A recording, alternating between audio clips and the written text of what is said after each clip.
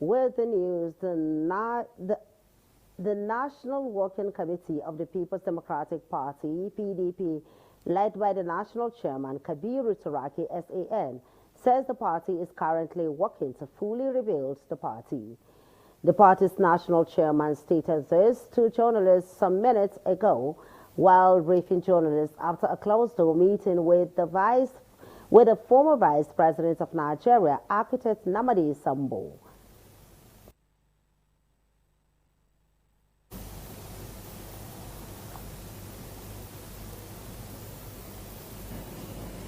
Those who came with us also included members of the Board of Trustees and the chairman of the BOT himself, founding fathers and mothers, members of the National Assembly, state chairmen, former ministers, former governors, former members of the National Assembly, and indeed other major party stakeholders across the country. We had met with His Excellency and we've had a very, very useful discussion with him.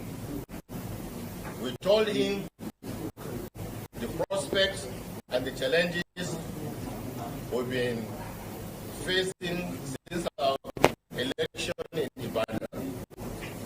And His Excellency had just proffered advice and guidance to us on the way to move forward as far as propelling this party to once again become a veritable winning platform for Nigerians.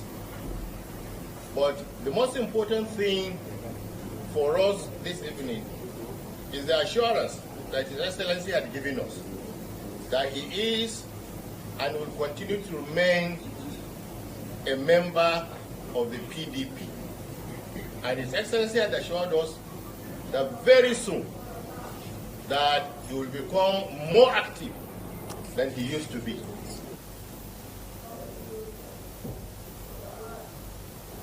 Turaki also assured that with Sambo's assurance, the party is set to win all future elections, including 2027 presidential polls. As the Joint Unions Action Committee strike off the Federal Capital Territory Administration, FCTA, and the Federal Capital Development Authority, FCDA, enters day 2, the main entrance to the FCT Minister's office remains closed, heavily guarded by policemen and unionist positions around the gates. Ogani Victor reports the Vice President of the Joint Unions Action Committee, JUAC, Comrade Musa Istefanos, saying the union will not back down until their demands met. This is the day 2 of the strike embarked upon by the Joint Unions Action Committee, JUAC, of the Federal Capital Territory Administration, FCTA, and the Federal Capital Development Authority, FCDA. The FCTA Secretariat in Gariki is still closed. Union members positioned here and there. Police vehicles strategically positioned at the gate. The Vice President of JUAC, Comrade Musa Istefanos, who appeared on the ITV Breakfast Morning Show earlier, says the unions will not back down until their demands are met. If they refuse to call us and agree with and resolve this issue, we might be forced. Not even Goodwill alone, even the water board. Because our staffs are the one mining all these places. So definitely, but we pray I do not get there. While lamenting the poor performance of staff in the recent promotion exam conducted by the FCTA Civil Service Commission owing to poor arrangement by the management, Comrade Musa describes as laughable the statement by the Senior Special Advisor on Public Communications and Social Media to the FCT Minister, Larry Olayinka, saying no worker is owed any salary. As far as we are concerned, we don't know any governor, we don't know any minister, we don't know anybody, we don't know politics because we don't do politics. We are civil servants. All we are asking for is our demands to be met. If our demands are met today, we call off. Sir, we have been patient. A minister since 2023 and up to today, he has not met with us, and you're so politically motivated. How? It has nothing to do with politics. The union's leader disclosed that enforcement of the strike will spread to other agencies if the management fails to act soon. From the Federal Capital Territory Administration Secretariat in Gariki, Abuja, Ogani Victor, ITV News. Vice President Kashim Shettima said the inauguration of Nigeria's first house in Davos reflects renewed seriousness, readiness, and resolve to shape global economic conversations. As State House correspondent Ihab Attar reports, Senator Shettima spoke at the formal opening of Nigeria House during the 2026 World Economic Forum in Davos, Switzerland. Speaking, Vice President Kashim Shettima described the opening as a historic milestone in Nigeria's global economic engagement at the World Economic Forum 2026. The Vice President says the nation will not prosper in isolation, noting that Nigeria's future growth depends on deliberate, structured global economic engagement. The Vice President says Nigeria's house is a response to past lapses, reflecting the country's seriousness, readiness, and resolve to engage globally with purpose. We are here to engage the world from a position of strength. It's one of the world's largest emerging markets. Nigeria is a nation of over 242 million people today, with a median age of about 17 years. And the trajectory of global growth is facing uphill. And certainly, more certainly, Nigeria. May this house inspire the conversation we have come here to hold. And may it bridge the distance between the theories we adopt and the practices we must implement to deliver shared prosperity.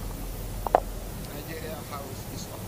Senator Shettima says senior leaders across investment, foreign affairs, energy, infrastructure, technology, climate, and culture were brought together under one roof. He, however, stressed that the House's true essence must be driven by the private sector. Senator Kashim Shettima invited global businesses to leverage Nigeria's house, saying Nigeria is open for business and open for collaboration. Minister of Industry, Trade and Investment, Dr. Jumoke Odowole, for her part, says the project reflects strong public-private partnership and economic rejuvenation. She highlighted President Tinubu's reform as incentive for increased private sector investment. Ihab Attar, ITV News. This is all we've got from the Abuja Network Center. I'll hand you over to our Benin Network Center, where Anwar Akpo is on. Anwar Akpo, up to you. Thank you so much, Charity. Here in Edo State Governor Senator Monday Okpebholo has tasked contractors handling different road projects across the state on performance and accountability, threatening sanctions for non-performance. The governor made the remark at a meeting held with some major contractors handling different projects across the state and domiciled under the State Ministry of Health. Government House correspondent Kingsley Uchegbu reports.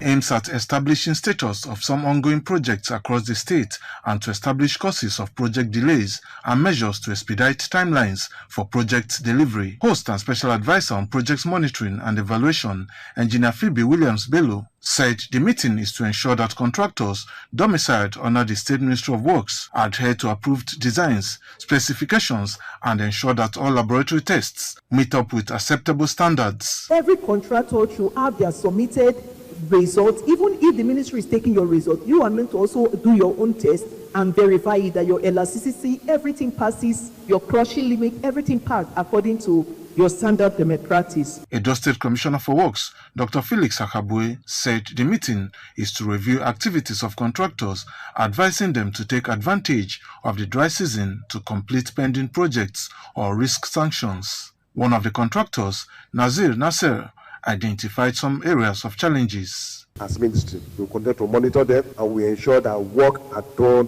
according to specification. No compromise. We had serious difficulty to execute the project. Actually, we were having some delay of payment, which the project was, let me say, on hold. And thank God, when Your Excellency and your administration came in, we had the go ahead, continue the project. In his remark, Governor Okpebholo frowned at the slow pace of some ongoing road projects. Just as he commended some performing contractors, he reiterated that he will not delay payments for ongoing contracts and warned contractors against compromising standards. For me, what will give us joy in this thing is the performance of your projects. Funding has never been a problem. If we are considering to pay you quickly so that you have a work to do, then you do should try as much as possible to hurry up to see that our job will pass. Kingsley Uchebu, ITV News. Meanwhile, the federal government has unveiled a new tax law aimed at modernizing and consolidating the nation's tax system into a single, clearer framework, with the goal of improving compliance, widening the tax net, and encouraging investment while protecting low-income earners. However, residents across major cities including Benin City, Warri, Kano, Kaduna and the Federal Capital Territory says the law remains unclear to them, calling on the federal government to intensify public enlightenment. Dolan Emir reports that tax experts have also weighed in on the implications of the reform. Nigeria's new tax law marks a significant shift in the country's fiscal landscape as it consolidates major taxes into a single, more coherent framework designed to enhance transparency, boost compliance, and support economic growth. The law harmonizes key taxes, including personal income tax, company and business tax, value-added tax, capital gain tax, and tax administration procedures, while introducing clearer incentives to attract both local and foreign investments. Under the personal income tax provisions, individuals resident in Nigeria are taxed on income earned within the country and, in some cases, worldwide. Taxable income now clearly covers salaries, wages, business profits, professional fees, and digital earnings. A major highlight of the reform is the protection of low-income earners. Individuals earning 800,000 naira or less annually are now exempted from income tax, while higher income earners are taxed under a progressive system with rates rising to a maximum of 25% after approved exemptions. There are about 4 laws together and we seem not to know what the laws are. Even the Tax Reforms Committee said they don't even have the past laws, the law that had been passed and signed by the government, so that they don't even know the discrepancies between the gazetted law and the law that was passed and signed by the president. Every citizen is supposed to understand the tax law, to know where it affects and where it does not affect and where it exempts them. If you go to America, if you are working, you should know the kind of tax you are paying, even in Ghana here. So Nigeria is one of the most least taxpayers countries I've ever seen. This tax reform, we are not happy with it because Nigeria, we are not in good condition and we are not getting any good businesses.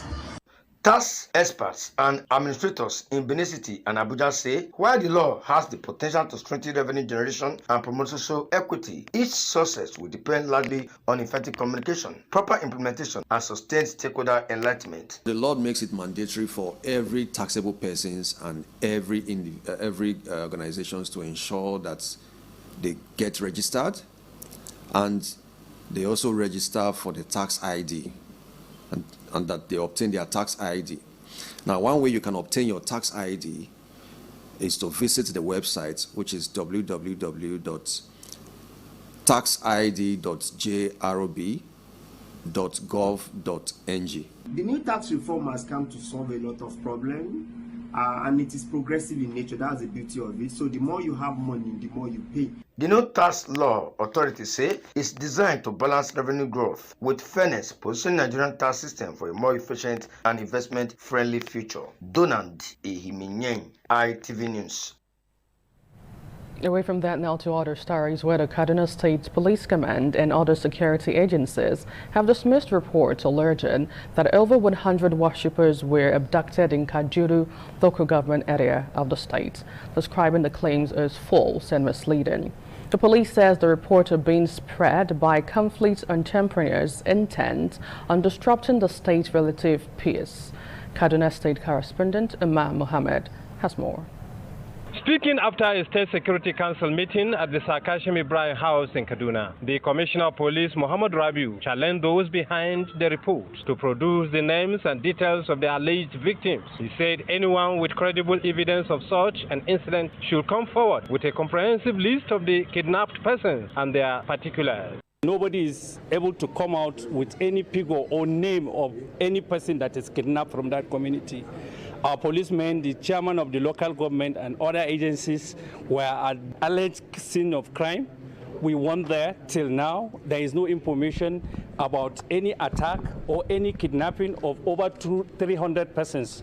The police commissioner also warned rumor mongers to desist from spreading false information capable of undermining public peace, stressing that the full weight of the law will be applied to anyone found culpable. On this, please stop giving out false information to those discredit the state and the security agencies. From Kaduna, Umar Mohammed, ITV News. Back here in Edo State Police Command has arrested a 42-year-old man, Osaboy Erariva, in connection with the murder of his girlfriend, Joy Jerome, in Ikpe community, Ikpe-Walka local government area, Edo State. The command's public relations officer, ASP Eno Ikoidem, who briefed newsmen, disclosed that the suspect allegedly killed his girlfriend over accusations of infidelity and disposed her body in a river. She confirmed that the suspect has confessed to the crime and is currently in police custody. Crime correspondent Jolade Ojo completes the story. According to the police public relations officer, ASP Enoy Koedem, the Ohe of Ikpe community reported on January 10, 2026, that the lifeless body of a young woman was discovered by the roadside close to a river in the community. She explained that operatives from the Dogbo Police Division promptly responded, and the body identified was that of Joy Jerome, who was evacuated to a hospital where she was confirmed dead and deposited at the Stella Obasanjo mortuary. ASP Koedem said investigation led to the arrest of Osabohe Egereva, a commercial minibus driver who allegedly killed his girlfriend, Joy Jerome, following an argument over infidelity. On the 9th of January 2026, he picked Joy up and on the way to his house, an argument ensued between both of them, and in the heat of the moment, he parked the vehicle and picked up a piece of wood and hit her all over her body and including her neck. She fainted. And when he noticed that she was no longer moving, he quickly rushed her to the hospital, where she was confirmed dead on arrival. He then, out of panic, drove her to Ikpe community, close to the river, dumped the body there, and that's where she was discovered the next day. The suspect has been arrested. He is currently in custody and he has confessed to this crime. The PRO advised members of the public, particularly young women, to exercise caution in their relationships. Avoid abusive relationships altogether. Avoid quarrels at lonely places or lonely parts with hot-tempered partners. And always report promptly every domestic violence to the nearest police station to you. From Benin, Jola Dioju, ITV News. And in Sokoto State, where thousands of villagers have fled their communities in the state, following the expiration of the ultimatum handed down by a notorious bandit leader, Bello Tuji. Correspondent Umar Mohammed reports that about 15 communities have been deserted. Some of the communities affected are Tidibali, Mansolo, Gidam Rana, Jimbama, Kwanawa, Chohi, and Yukurori, among others, in Isa local government area of Sokoto State. Bandits loyal to Bello Turji recently launched a coordinated attack on Bagaja town, leaving many locals dead, while others escaped with various degrees of injuries, with many also kidnapped. The fear of being the next victim led to mass exodus of villagers to safer areas following the expiration of 24 hours deadline given to the villagers or be killed, in addition to exorbitant taxes imposed on various communities. Meanwhile, the Sokoto State Governor Ahmed Aliu said the evacuation of the locals from Tidibali to the local government secretariats was carried out with the consent of the local government authority. Were temporarily conveyed to local government, I mean Isa local government headquarters, by the council authorities, follow a rumor that bandits are planning an attack on the community. Reacting to the development, the General Officer commanding 8th Division of the Nigerian Army, Major General Adekunle Ajose, said the military has intensified raids against bandits in Sokoto State leading to the increase in the number of military personnel deployed to Tidibale and other communities. The locals were trying to evacuate the community. Troops have commenced operations in the adjoining forest to further reassure the populace. All eyes are now on the federal government whether it will heed to the call of the Sultanate, advocating to an urgent steps to stop the persecution and killings by the notorious Bello Turji in the state. From Kaduna, Umar Mohammed, ITV News. You're still on to the network news on the Independent Television. We now move over to our Lagos Network studio, where Wilson is on. Over to you, Wilson. Thanks a lot, Anu, and welcome to our Lagos Network Center. The National Cashew Association of Nigeria has kicked against plans by the federal government to place a ban on the export of raw cashew nuts. The decision was reached during the 2026 cashew season, flagged off and stakeholders meeting in Lagos State. Igboje Ikoria reports. That every revenue collection in Nigeria cashew industry for the year 2026 is hereby suspended. Declaring the 2026 cashew season and stakeholders meeting open, National Secretary of the Association, Olawotimi Ayekan, moved a motion for the dissolution of the outgone executive and a motion of endorsement for the new executive led by Mr. Ademola Adesokan as its president. After the annual general meeting, the 2026 cashew season was declared open by Dr. Adeniji Adeyemi. Commenting on the new doing things, the newly elected president Ademola Adesokan said Nigeria is not yet ready for a ban on export of cashew nuts and promised to work with government to improve the cashew industry. So we're working with the Federal Ministry of Trade and Industry. We are working with them to let them know that we don't have the capacity to process everything that we are producing now. Stakeholders from the industry and government agencies, including the Federal Ministry of Trade, Industry and Investment, while commending the new leadership, says there's need to expand this sector. We now have leaders. We have elected, affirmed the president, the new president of INCAN. We have affirmed the new executives in all the states. Now that we have a new INCAN, and then they have been brought everybody together, at least now we have a face. When the government want to reach INCAN, right people to talk to. We are the players in this industry. We understand the industry more than anybody in Nigeria. So we are here for the government, just as we want the government to be there for us. A number of cashew companies or cashew participants have identified Osun State as a destination. Cashew nuts as a sector under agriculture is a sector that the government takes serious. Delegates from all parts of the country, including Lagos, Kwara, Ogun, Osun, Enugu, Edo State, amongst others, were in attendance. From Lagos, Igboje Ikoria, ITV News. You're still watching the network news on ITV. Stay tuned for more stories after this break.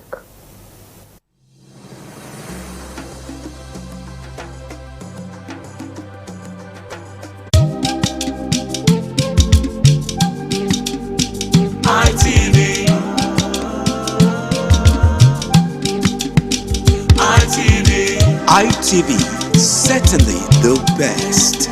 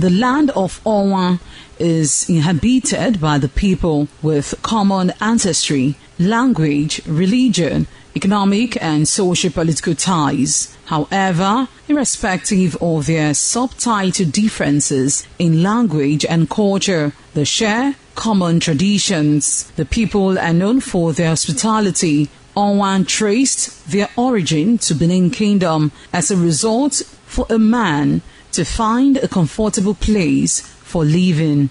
The name Onwa was derived from the largest and longest river in the area, which is known as Onwian or Onwa. It means one who makes merry in affluence. Onwa is rich in culture and traditions. The people are a mixture of traditional worshippers, Muslims and Christians. Onwa is located at the northern part of Edo State. It consists of 2 local government areas. That is... Welcome back. The Nigerian Institution of Surveyors, Edo State branch, has commenced its 2026 mandatory continuing professional development training program with a focus on modern security solutions.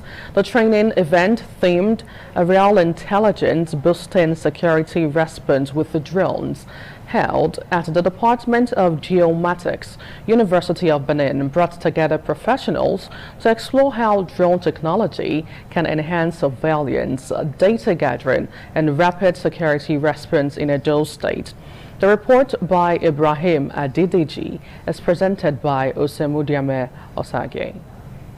Chairman, Nigerian Institution of Surveyors, Edo State Branch, Surveyor Odaru Bruno Igbinovia, explained that modern security threats like kidnapping and banditry are spatial and time-sensitive, requiring accurate geospatial intelligence. He said equipped with drones, surveyors can provide real-time aerial surveillance and precise data to support security agencies, not to replace them. He urged Edo State government to integrate surveyors into security planning and recognize their role in building a safer Edo State. This program makes a renewed awakening, a bold step towards repositioning our profession in the critical task of safeguarding life, property, and infrastructure. Keynote speaker, Surveyor Elujo Badi, highlighted how drone mapping provides real-time aerial intelligence to support security agencies in protecting lives, property, and critical infrastructure across the country. Another keynote speaker, Olaniyi Salahuddin, said drones enhance the capabilities of security agencies by supplying precise geospatial intelligence without replacing human personnel, making them a vital tool in protecting lives, property, and critical infrastructure. What we are gathering is intelligent. This is the landing, this thing for this one, this is the landing here, this is the landing here. Some we not have. We have drones of this size, and even there are some other sizes, smaller. Chairman of the Planning Committee, Professor Ralph Ehigiato, said drones can do more than just mapping. One of the attendees, Surveyor Ben Omoakigbe, who participated in the training event, said surveyors now use drones to fight insecurity. As we know today, we have issue of security in Nigeria. And the application of drone can help in detecting location of these criminals. Kidnappings going everywhere. If you employ surveyors to use drones, they'll be able to detect if a kidnapping is happening somewhere away. Osemudiame Osage, RTV News. In other news, Pa Felix Ogewunyi Ejonwe has been installed as the Ojonwere of Iyanamo village located at kilometer 19th, Benin Sapele Road, Ikpobalka local government area, Edo State, following his recognition and confirmation by His Royal Majesty Eoya II, Oba of Benin. The confirmation is contained in a letter signed by Iyamu Mali on behalf of the Secretary, Benin Traditional Council. Jola De Ojo has the details.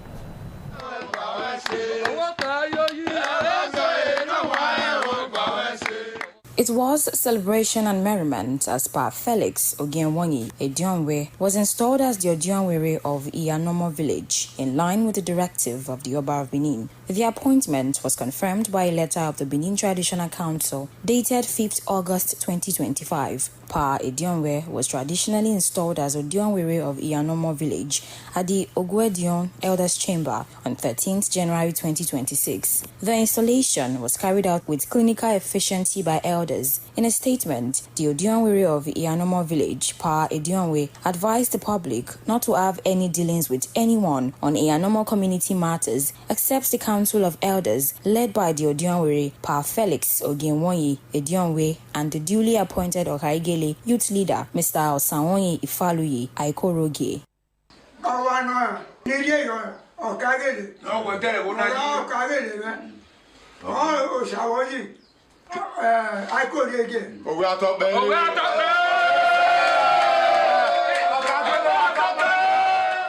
want to thank God for today and the number of Benin, Oba second, Oba top day. For the privilege given to Prophet Ogienwonyi Edionwe to be the young way. And I also want to thank each and every one of us that is here. I want to appreciate President Ogienwonyi Edionwe, the Odionwere of Iyanomo, for the appointment given to me as Okaigele. I want to also advise the sons and daughters of this Iyanomo community.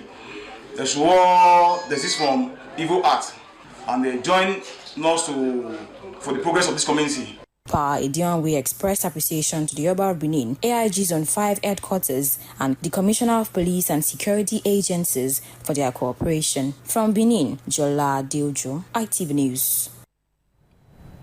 Prince Uyi Irisi, popularly known as Isese, has been inaugurated as the new Okaigele of Amaba community in Uredo local government area, Edo State, for a 4-year tenure.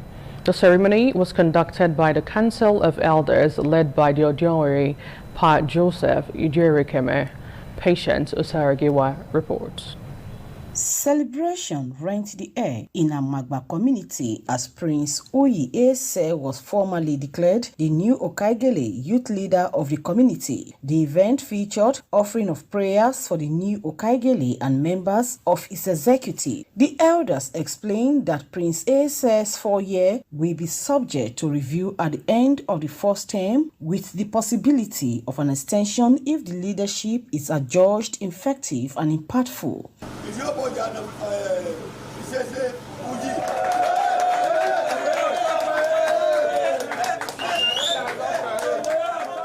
Festivities shifted to Amagba Community Hall, where the new Okaigele was joined by friends, well-wishers and community members in a colorful display of solidarity and support. Prince Uyi Ese, alongside his vice, Joseph Inoganyi, expressed gratitude to residents for their show of love and confidence. Amagba is very peaceful. My former chairman, he do his normal handover before everything, before the elders do their tradition. By the grace of God and the ancestors of this community, they will see me through. I will do better. I will join my hand to work with Okaigele to move the community forward. Some residents of the community expressed optimism that the new Okaigele will foster unity, peace and sustainable development in Amagba community, Benin City. Everybody will enjoy us both. Although we recommend, and the whole community agree with it. It's a new dawn in Amagba. It's a new Okaigele have been sworn in. And we know that God brought this man to this position today to take Amagba from this level to a greater level. Prince Uyi Ese succeeded Ambassador Peter Ewuse, popularly known as Ebo Amagba, following the completion of his tenure. From Benin, Patience Osaugiwa, ITV News. More reports coming in after this break.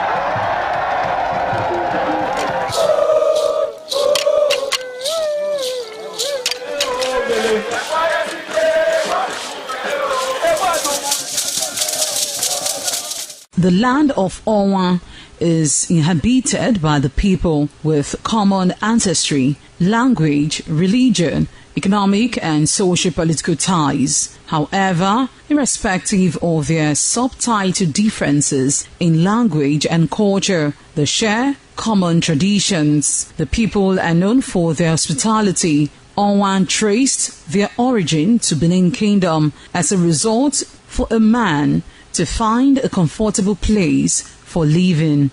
The name Owa was derived from the largest and longest river in the area, which is known as Onwan or Onwa. It means one who makes merry in affluence. Onwa is rich in culture and traditions. The people are a mixture of traditional worshippers, Muslims and Christians. Onwa is located at the northern part of Edo State. It consists of 2 local government areas, that is Onwa West and Onwa East. It has a total number of 13 clans and 21 political wards, according to National Population Commission 2020. If you're just joining us, you're onto the network news on Independent Television. Still on the news, Edo State Commissioner for Livestock Development, Professor Ignatius Ikponwosa Omorodion, says a major priority of the 2026 Livestock Productivity and Resilience Support (LPRAS) work plan is the reactivation of existing and abandoned livestock production facilities across the state. Professor Omorodion made a remark on Tuesday while declaring open a 3-day retreat for retooling LPRAS 2026 work plan to align with the SHINE agenda of Governor Monday Okpebholo. William Siama has more. John Odige Oyegun Public Service Academy, Benin City, venue of the retreat, had in attendance policy makers, technocrats, and members from the academia. Edo State Commissioner for Livestock Development, Professor Ignatius Ikponwosa Omorodion, says the ministry has established a Department of Livestock Extension Business Development with dedicated division for youth and women in line with the Kampala Declaration. This retreat is a deliberate effort to ensure that Empress 2026 work plan reflects the priorities of distinguished Senator Monday Okpebholo's SHINE agenda, particularly in the area of nutrition, job creation, security, innovation, and enterprise development.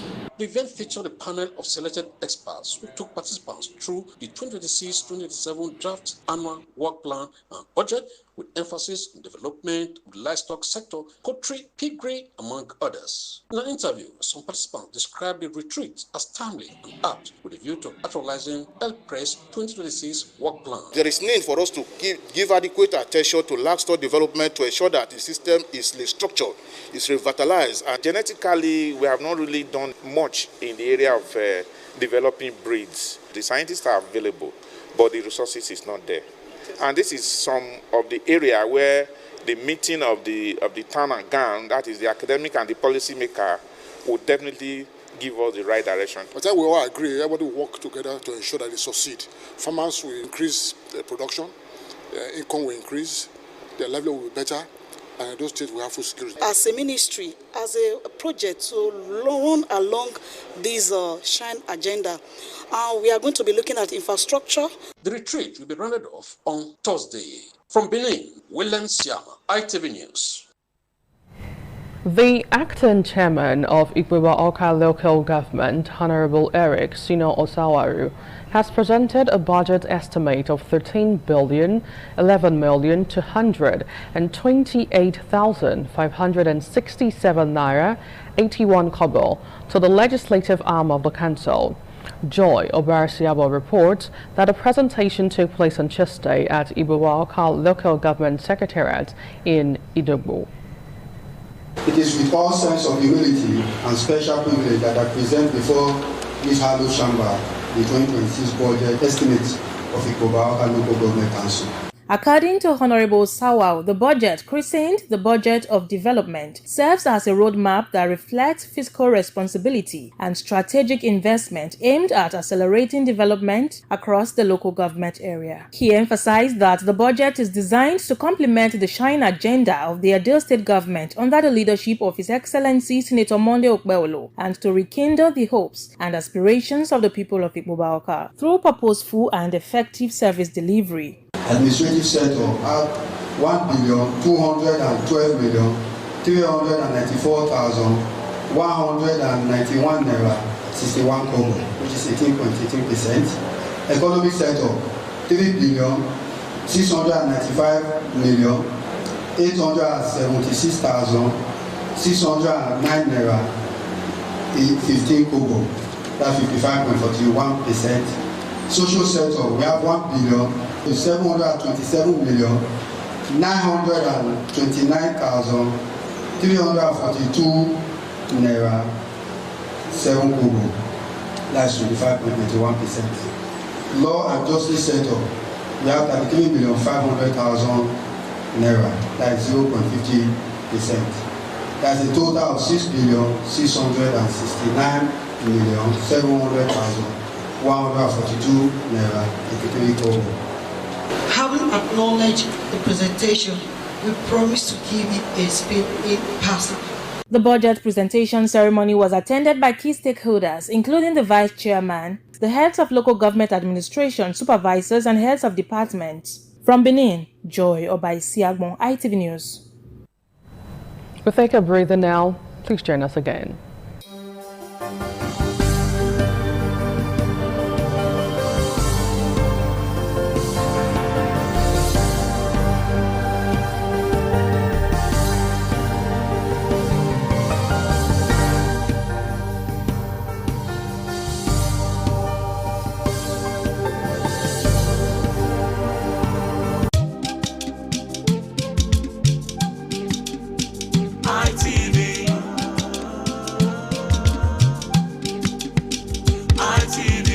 ITV, certainly the best.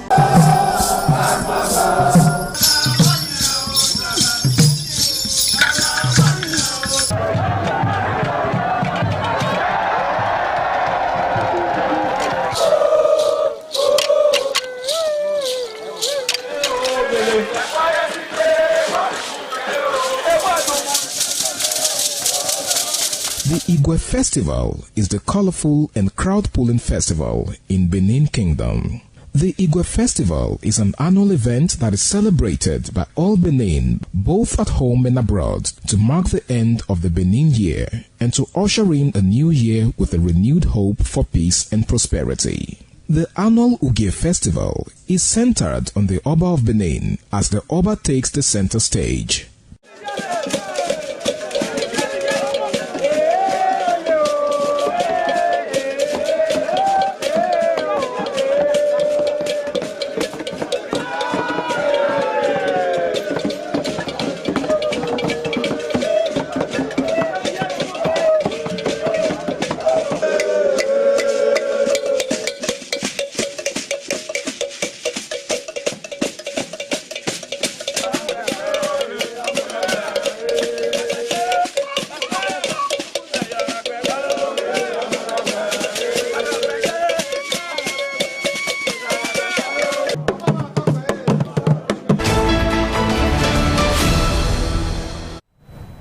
In business news, the Bank of Japan is expected to raise its growth forecast on Friday and signal its readiness to hike interest rates further as recent yen falls and prospects of solid wage gains keep policymakers alert to contain inflationary pressures. But BOJ Governor Kazuo Ida is likely to offer few clues on how soon the central bank could resume rate hikes, a decision complicated by rising bond yields and Prime Minister Sen Takachi's announcement to call a snap election in February. Takachi has earlier echoed proposals by rival parties to cut Japan's consumption tax and vowed to end excessively tight fiscal policy, heightening the chance of more spending and tax cuts after the election. The BOJ may slightly revise up its fiscal 2026 core consumer inflation forecast from 1.8% projected 3 months ago, with the effect of government steps to curb utility bills offset by rising goods prices and steady wage gains, they said.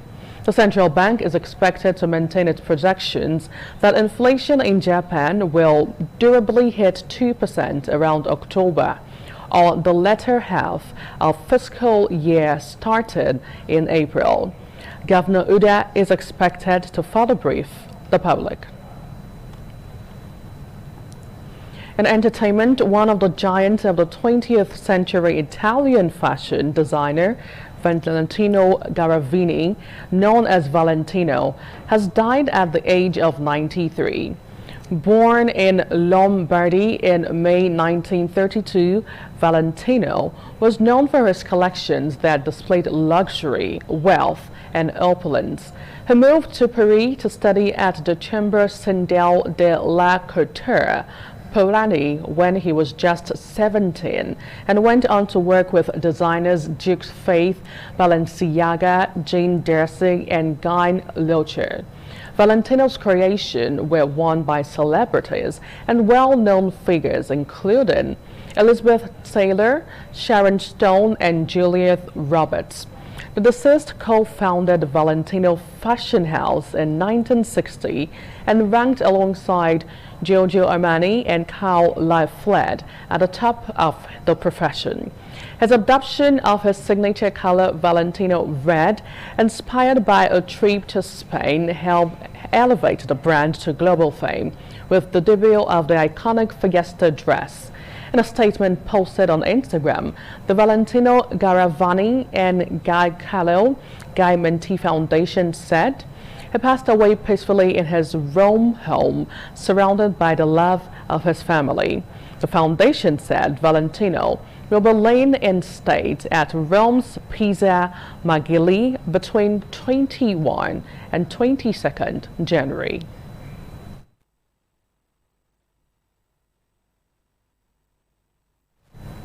We now join Osemudiame Osage for Sport Update.